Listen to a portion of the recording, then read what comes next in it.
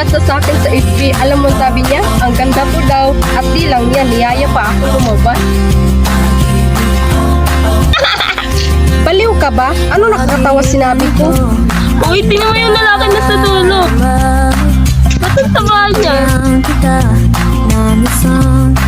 Saglit ang araw ko ay buong buo. Okay ka lang? Sa nakakakaba, nakakaalis, Ako nga pala si Brian. nakakakilig, Halika na nga, baka mahaw pa tayo sa katabaan ng lalaking ito. bakit ikaw ba ang napili? Saan ka na naman pupunta, Brian? Wala ka ng pake. Tinatanong kita ng maayos, kaya sagutin mo ng maayos ang tanong ko. Dahilan kita! Tumahimik ka nga dyan, nakakainis. Saan ka pupunta? Bumalik ka dito! Hi, Miss Lisa. Sa iyo, Paano mo nalaman ang pangalan ko? masaya, Siyempre, pinagtanong-tanong ko. Buti lang, alam nila yung bahay niyo. Di ba, swerte mo? I love Ako ba talaga ang swerte? Hoy! Lumayo ka nga sa anak ko, baka malasin pa yan dahil sa pagmumukha mo. Wala po akong masamang intention sa anak niyo. Ikaw, manligaw sa anak ko? Tingnan mo nga yung itsura mo. Baka di mo kilala ang pamilya namin. Mayaman kami at ikaw, may ibubuga ka ba? At saka ano bang pala ng anak ko kung sakaling maging kayo? Hi po, tita. Oh, ikaw pala, Irish. Si Brian po, nasan? Iwan ko, may nakikita ka bang Brian dito? Di ba wala? Bakit ba kasi palagi nyo na lang hinahanap ang wala? Oh, ayan na pala si Brian, oh.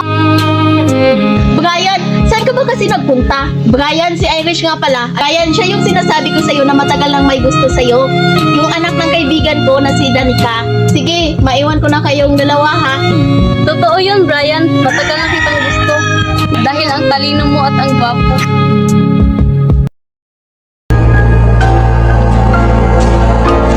Ikaw na naman? Ilang beses ko ba sasabihin sa'yo na wala ka ng chance sa akin? Uulitin ko, wala kang chance sa akin.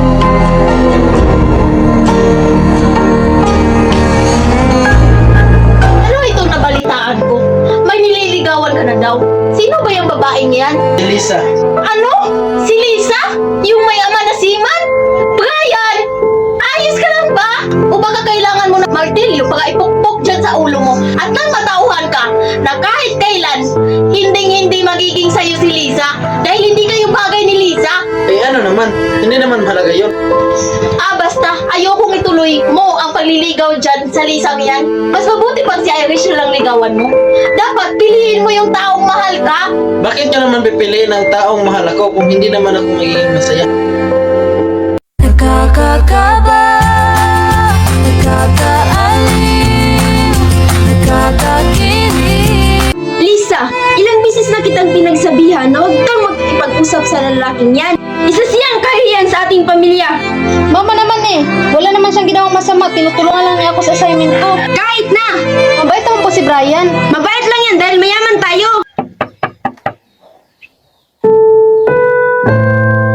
Anong ginagawa mo dito? Paturo ako sa assignment ko. Halika, pasok ka. Wag na. Sagutan mo na lang tong assignment ko nang makaalis na ako sa mabahong lugar na to. Baho pala ah. Bakit ka nandito? Ay, tita. Nagsasabi na po ako ng totoo ah. Baba! Loko kang babae ka! Awa mo naman sisigawan na ganyan. O bakit naman ako naman ngayon na sinisigawan mo? Nagawa mo akong sigawan dahil sa babaeng yan? Bakit mas kumakampi ka pa sa babaeng yan? Bakit Brian? Dahil mahal ko siya, ma. Mahal ko si Lisa. Ano ba ang alam mo sa pagmamahal, Brian? Sa tingin mo, magiging masaya ka kung ikaw lang ang nagmamahal sa inyong dalawa? Sa tingin mo, magiging masaya si Lisa kung pipilitin mo siyang mahalin ka? Sige, pumili ka. Ako na ina mo o yung babaeng yan? Si Lisa. Si Lisa? Bakit, Brian? Bakit? Minahal kita ng sobra tapos ito lang ang igaganti mo? Bakit? Sinabi ko bang mahalin mo ako? Tama, hindi mo sinabing mahalin ka. Pero itong tandaan mo, Brian, akin ka lang, akin ka lang, akin ka lang! Bakit nandito yung lalaking yan? Lumayas kasi siya kaya dito muna siya makikitira. Wait. Yang lalaking yan, makitira sa mansyon natin? No way! Tita, please. Hindi ako magpapatira ng isang taong napulot lang sa basura. Ha? Oh, ba't bumalik ka ka pa. Pinili mo na yung babae na yun, di ba? Ma, sorry, ma. Sorry. Sige, papunta na ako dyan. Lisa, okay ka lang ba? Mukha ba akong okay? May cancer ako, Brian.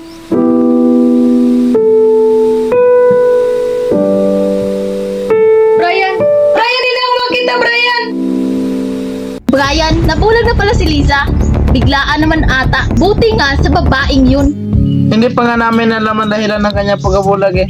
Naawa na nga ako kay Lisa eh. Nabulag na nga, may cancer pa. Brian, ilang linggo ka na daw hindi pumapasok. Sabi sa akin ng kaibigan mong si Alfred. Brian, second year college ka na. Kunting kimbot na lang, matutulungan mo na kami. Ano bang nangyayari sa'yo, Brian? Pupuntahan ko muna si Lisa. Liza! Kahit anong gawin mo, hindi ka magugustuhan ni Liza. Yan ba ang dahilan kung bakit ilang linggo ka nang hindi pumapasok? Hay, Brian! Mag-isip ka nga, ang dami pang mga babae na mas deserving ng pagmamahal mo. Hanggang kailan ka ba magbulag-bulagan? Gumising ka!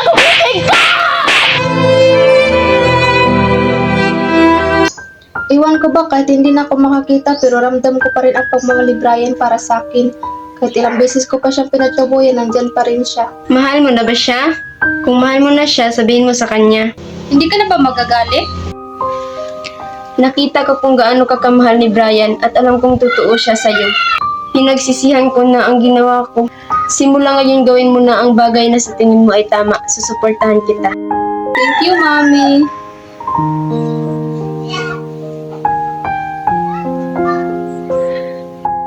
Aalis ka, Brian? Please ma, hayaan niyo akong alagaan si Lisa. Masaya ka ba dyan sa ginagawa mo, Brian? Brian, ilang beses na kita pinagsabihan ha, na wala kang mapapala dyan sa Lisang yan. Aalis na ako. Sige, mag-iingat ka, anak. Kung sakaling hindi na ako makabalik, gusto ko ang mga mata ko bigyan mo kay Lisa. Baliw, mamamatay ka na ba? Basta promise yan ma ha. Brian, hindi ka pa mamamatay. At kung may mamamatay man dito, si Lisa yun, di ba? Dahil may sakit si Lisa.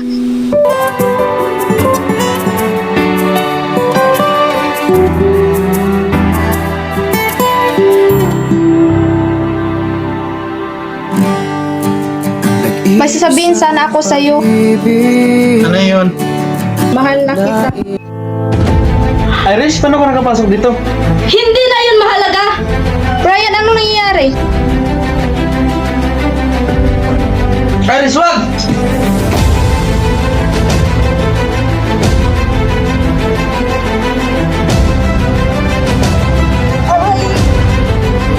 Akin lang si Brian!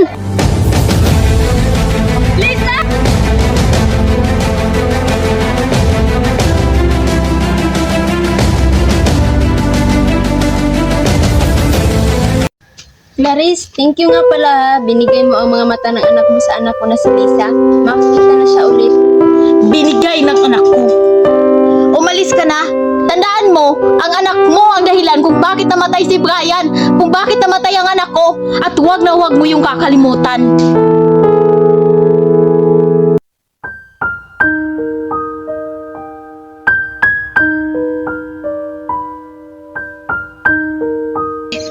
Mami, nakakita na ako.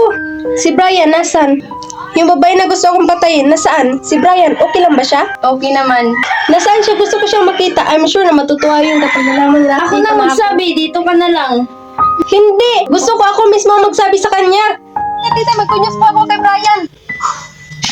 Wala kang kwentang tao! Sa ano ba sinasabi niyo? Di ko kayo naiintindihan. Wala na si Brian. Wala na ang anak ko. Namatay siya dahil niligtas ka niya. Wala siyang ibang ginawa kundi mahalin ka. At di mo yung nagawang pahalagahan. Sana ikaw na lang ang namatay. Sana ikaw na lang ang nawala. Dahil hindi mo naman deserve mabuhay sa mundong ito. Sana hindi ka na lang niligtas ng anak ko dahil wala ka namang kwentang tao. Wala kang kwentang tao. Kung hindi ka lang sana nakilala ng anak ko, buhay pa sana siya ngayon. Kaya hanggat nabubuhay ka pa sa mundong ito, wala akong ibang sisisihin sa pagkamatay niya kundi ikaw. Dito di naman totoo, di ba? Nagbibiro lang po kayo, di ba? Bakit hindi mo na lang kasi sabihin na masaya ka dahil wala na ang anak ko? Dahil yan naman talaga ang gusto mo, di ba? Simula ngayon, wala nang isang matabang lalaki na mangungulit sa'yo. Masaya ka na dyan, Lisa? Happy? Mahal ko po ang anak niyo. Patay na nga ang anak ko. Nagsisinungaling ka pa. Mahal mo na ang anak ko? O sadyang nagigilty ka lang dahil ikaw ang dahilan kung bakit siya namatay. Hindi ka lang pala walang kwentang tao. Sinungaling ka rin pala. At saka, hindi ako maniniwala na mahal mo ang anak ko. Ngayon mo pa sinasabi yan. Ngayon mo pa sinasabi na patay na ang anak ko. Mami, nagugulan talaga ako sa nangyari ngayon. Di ba sabi mo okay lang si Brian? Bakit sinabi ng mama ni Brian na wala na siya? Di ba sabi ng doktor na hindi na ako makakita muli? Bakit ngayon nakakita na ako? Dahil binigay ni Brian ang mga mata niya, kaya ka nakakakita ulit. At tinanggap mo naman. Oo, dahil akala ko magiging masaya ka. At hindi nyo man lang ako tinanong kung maging masaya ba ako? Nabulag lang ako, ma. Hindi ako nabingi. Ano ba? Pasalamat ka na lang dahil nakakakita ka na ulit. Hindi nyo ko naiintindihan eh. At kahit kailan, hindi nyo ko maiintindihan dahil wala kayo sa sitwasyon ko. Anak, sana maintindihan mo na nasasaktan ako kapag nakikita kitang nahihirapan. At sana maintindihan mo rin ang naramdaman ko ngayon dahil wala na si Brian at ako pa ang dahilan. Tama nga sinabi ng mama ni Brian, wala akong kwentang tao. Nag-iisa ang isang kagaya mo na nagmahal at nagtiyaga sa isang katulad ko. Bakit nga ba di ko man Wala na itong kwenta ang nararamdaman ko dahil wala ka na. Ang daya mo, Brian. Ako dapat ang naunang nawala dahil ako ang may sakit. Napakasama ko. At sana maniwala ka, Brian. Totoong minahal kita. At sana sa kabilang buhay ay maging tayo ng dalawa. wala ka? Di ako mabubuo kung di kita kasama.